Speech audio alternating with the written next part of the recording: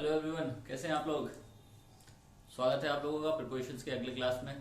जैसा कि हम सब जान रहे हैं कि पिछले सेशन में मैंने आप लोगों को अदर यूजेस ऑफ प्रिपरेशन बताया था और उसके पहले प्रिपरेशन ऑफ टाइम समाप्त हो चुका था।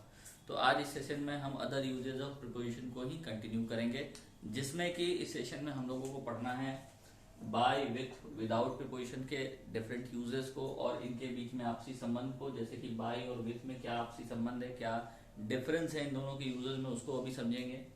इसके बाद फिर बाय के कुछ अन्य अन्य प्रयोग हैं, उन सारे अन्य प्रयोगों को समझते हुए फिर उसका संबंध इन और ऑन के साथ क्या है उसको समझेंगे और इसके बाद ये सेशन समाप्त हो जाएगा। ठीक है, तो चलिए आज इसको समाप्त करते हैं। तो देखो, बाय विथ और विदाउट, बाय और विथ दोनों का मतलब होता है से या के द्वारा, मतलब किसी किसी के माध्यम से किसी काम को संपन्न करने के लिए हम बाय का प्रिपरेशन करते हैं या विथ प्रिपरेशन का यूज करते हैं, राइट। और अगर किसी काम को किसी के बिना किया जाता है तो विदाउट लगाते हैं, के बिना के अर्थ में विदाउट लगाएंगे और के साथ के अर्थ में विथ या बाय लगाएंगे। लेकिन दोनों के प्रयोगों में अंतर है। क्या अंतर है, कहाँ बाय लगाएंगे और कहाँ विथ लगाएंगे, इसको समझना है। जैसे कि अगर कोई कार्य किसी इंस्ट्रूमेंट के माध्यम से होता है, किसी औजार के माध्यम से होता है, तो वहां पर हमेशा हमको विथ प्रिपोजिशन का यूज करना है। जैसे एग्जाम्पल में I cut an apple with a knife, I cut an apple with a knife, यहां पर बाय अ नाइफ नहीं होगा।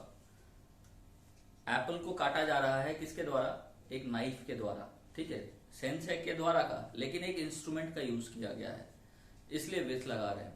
आई राइट विथ अ पेन, मैं कलम से लिखता हूं, ठीक है, कलम हेल्प करता है मुझे लिखने की प्रक्रिया में।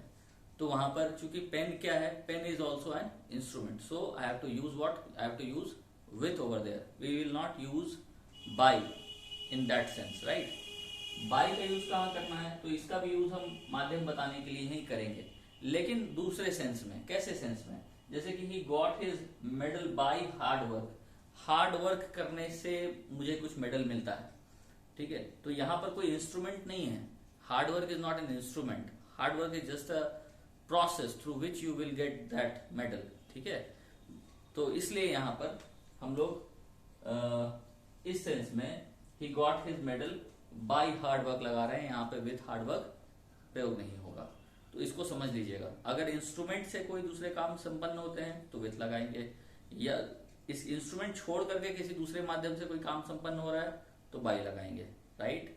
अब बाय का प्रयोग पैसिव वॉइस में होता है, एजेंट के तौर पर या डूअर के तौर पर। जैसे कि he was beaten by his father, वह अपने पिता के द्वारा पीटा गया, ठीक है। तो पिता के द्वारा पीटा गया, पिता ने उसको मारा, तो पिता माध्यम बना पीटने का, तो यहाँ पर बाय लगा रहे हैं। बाय इसलिए क्योंकि एजेंट कौन है, तो हिज फादर, ये बताने के लिए, ठीक है।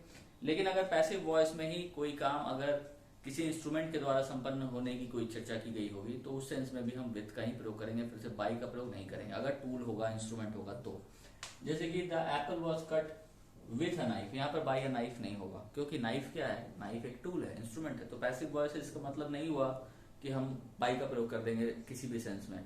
बाय का प्रयोग हम तभी करेंगे, विथ का प्रयोग हमको करना चाहिए कब, हम विथ का प्रयोग हमको करना चाहिए जब किसी इंस्ट्रूमेंट का यूज हो रहा हो। बाय हर जगह नहीं लगेगा। क्लियर है, बाय और विथ में ये क्लियर डिफरेंस है। इस डिफरेंस को आप हमेशा याद रखिएगा कि विथ का प्रयोग जब भी कभी इंस्ट्रूमेंट का यूज होगा हम विथ का यूज करेंगे, अन्य दूसरे सेंस में हम बाय का प्रयोग करेंगे। क्लियर। चलिए, विदाउट का मतलब तो के बिना होता है, इसके में तो कुछ सोचना नहीं है। जैसे कि you can not get the medal without hard work, you can not get the medal without hard work, hard work के बिना आप मेडल नहीं ले सकते हैं। या फिर you can not cut an apple without a knife, आप सेब को चाकू के बिना नहीं काट सकते हैं। तो यहाँ पर विदाउट रिप्लेस कर रहा है बाय और विथ, दोनों को रिप्लेस कर सकता है के बिना के अर्थ में, जबकि बाय और विथ का प्रयोग अलग अलग होता है इंग्लिश में। ये सारा कॉन्सेप्ट हो गया बाय, विथ और विदाउट के संदर्भ में। इसके बाद बाय का प्रयोग कुछ दूसरे यूजेस हैं बाय के, उसको समझ लीजिए। जब हमको मेजरमेंट बताना होता है, मतलब कि माप बताना होता है, वजन है, रेट है, ठीक है, इसका अगर बोध कराना होता है तो हम बाय का प्रयोग करते हैं। जैसे कि cloth is sold by the metre, ठीक है, मीटर के दर से क्लोथ बेचा जाता है, कपड़ा बेचा जाता है। Mangoes are sold by the kilo, kilo के दर से मैंगो बिकता है, ठीक है। Eggs are sold by the dozen, ठीक है, डजन के भाव में अंडे बिकते हैं। क्लियर। तो इस तरह से हम देख लिए कि अगर मेजरमेंट बताना हो, वजन बताना हो, रेट बताना हो, तो इसका बोध कराना हो तो हमको बाई का प्रयोग होना। ऐसे सेंस में हम विथ का प्रयोग नहीं कर सकते हैं, सिर्फ बाई का ही प्रयोग करेंगे। इसके अलावा जब मीन्स ऑफ ट्रांसपोर्टेशन की बात करते हैं, ठीक है, यातायात के माध्यम की बात करते हैं, तो हम बाई का यूज करेंगे, वहां पे भी विथ का यूज नहीं करते हैं। जैसे कि by car, by taxi, by jeep, by ship, by train, ठीक है। तो ये मीन्स ऑफ ट्रांसपोर्टेशन है, तो मीन्स ऑफ ट्रांसपोर्टेशन के साथ हम बाई लगाएंगे। अगर हम मार्ग की बात करें कि कौन से मार्ग से आप आए या गए, ठीक है, तो वहां पर भी हम बाई का ही यूज करेंगे। जैसे कि हवा के माध्यम से कोई आया तो बाई एयर, पानी के माध्यम से, पानी के मार्ग से कोई आता है तो बाई सी, ठीक है, by rail, by road, road के मार्ग से कोई आता है तो बाई रोड। तो इस तरह से हम देख रहे हैं कि मार्ग के लिए भी हम बाई का यूज कर रहे हैं, यहाँ पे भी विथ का यूज नहीं करेंगे। इसके अलावा मैनर, किसी तौर तरीके को बताने के लिए, अगर कोई चीज आप रिसीव करते हो, जैसे कोई लेटर आपके पास आता है, तो लेटर जैसे कि पोस्ट के माध्यम से आ सकता है, लेटर आपको मेल के माध्यम से आ सकता है, तो ये भी एक मैनर है किस तरीके से कोई चीज आप तक पहुंचा। तो by post, by mail, okay, by hand, ऐसे हो सकता है। किसी को पैसा देना होता है आपको, तो बाई चेक देते हो, बाई डिमांड ड्राफ्ट देते हो, इस तरह से यूज कर सकते हो। तो मैनर बताता है किसी तरीके से, किसी खास तरीके से कोई कार्य को संपन्न किया जाता है, तो वहां पर भी हम बाई का प्रयोग करते हैं। तो उसी के एग्जाम्पल में ये सारी चीजें हैं, जैसे कि बाई पोस्ट है, बाई मैसेंजर है, बाई चेक है, बाई मेल है, बाई हैंड एटस्ट्रा, ठीक है। तो इसको समझ लीजिएगा कि ट्रांसपोर्टेशन के अर्थ में, मार्ग बताने के सेंस में, या फिर मैनर बताने के तात्पर्य में, संदर्भ में हम बाई का यूज करते हैं। एकदम क्लियर है, यहाँ पे विथ कहीं से नहीं लगने वाला है, इसको एकदम नोट कर लेना, याद ही कर लेना, इसको बड़ा आसान है आप लोगों के लिए याद करना, समझना। इसके अलावा देखो यहाँ पर क्या है, बाई को रिप्लेस कर रहा है इन, ठीक है, कार हो, टैक्सी हो, जीप हो। अगर ऐसे मीन्स ऑफ ट्रांसपोर्टेशन की बात कर रहे हैं, कार, टैक्सी और जीप, एक चीज कॉमन है इन तीनों में, नोट कीजिएगा, बंद गाड़ियां होती है। मतलब कार के अंदर आप बैठते हो, जीप के अंदर आप बैठते हो, दरवाजा होता है, ट्रैक हो जाते हो अंदर। तो अगर ऐसा मीन्स ऑफ ट्रांसपोर्टेशन है आपके पास, तो वहां पर आप इन का प्रयोग भी कर सकते हो। यहाँ देखो, जैसे कि बाई कार लगाए थे, यहाँ पर इन अ कार लगाए हैं, दोनों में फर्क है। यहाँ बाई कार है, बीच में कोई आर्टिकल नहीं है यहाँ पर, लेकिन यहाँ आर्टिकल लगा है। तो अगर आर्टिकल लगा हो, कार, टैक्सी, जीप, बंद गाड़ियों के पहले अगर आर्टिकल लगा है ए या एन, या फिर कोई एडजेक्टिव लगा है, ठीक है, पॉसेसिव एडजेक्टिव लगा है, जैसे कि माई कार या योर टैक्सी, ठीक है, इस तरह से अगर लगा है, तो वहां पर आप बाई का प्रयोग नहीं करेंगे, इन का प्रयोग करेंगे। इसको याद कर लीजिए, ठीक है, कि अगर कोई बंद गाड़ी यहाँ है, खास करके बंद गाड़ी में कार, टैक्सी और जीप ही आता है, तो अगर ये है और इनके पहले आर्टिकल का प्रयोग किया गया है, ए या एन का प्रयोग किया गया है, या फिर पॉसेसिव एडजेक्टिव का यूज किया गया है, तो फिर हम बाई का प्रयोग ना करके इन का प्रयोग करेंगे। इसको याद कर लो, ठीक है। इसके अलावा देखो, ऑन का भी प्रयोग हो रहा है मीन्स ऑफ ट्रांसपोर्टेशन के साथ, लेकिन किन मीन्स ऑफ ट्रांसपोर्टेशन के साथ, ये समझना जरूरी है। तो अगर बस हो, ट्रेन हो, शिप हो, ठीक है, तो इसके साथ हम ऑन का प्रयोग कर सकते हैं, सेम अर्थ में, जहां पे ए एंड बी का प्रयोग किया रहेगा। बस के साथ, शिप के साथ, ट्रेन, जिसको हम बोर्ड करते हैं, मतलब किसी के ऊपर चढ़ के हम जाते हैं, ये बस, शिप, ट्रेन में और कार, टैक्सी, जीप में, ये दोनों अलग अलग मीन्स ऑफ ट्रांसपोर्टेशन है, दोनों में अपना एक डिफरेंस है दोनों में, ठीक है। तो इसलिए इस डिफरेंस को समझना है दोनों मीन्स ऑफ ट्रांसपोर्टेशन को, कि बस, शिप और ट्रेन में क्या डिफरेंस है, फिर कार, टैक्सी, जीप ये कैटेगरी का है, बस, शिप, ट्रेन एक कैटेगरी का है। तो यहाँ पर इन लगा रहे हैं, उसी तरह से यहाँ पर ऑन लगा रहे हैं, इसको याद रखिएगा। फिर से देख लो, एक आर्टिकल का प्रयोग किया गया है, ठीक है ना, ए एंड बी का प्रयोग किया गया है, तो यहाँ पर ऑन का प्रयोग करेंगे, इन का प्रयोग नहीं करेंगे। सेम चीज अगर car, taxi, car, taxi, jeep के साथ होता तो इन लगाते हैं, तो क्योंकि वो बंद गाड़ियां हैं।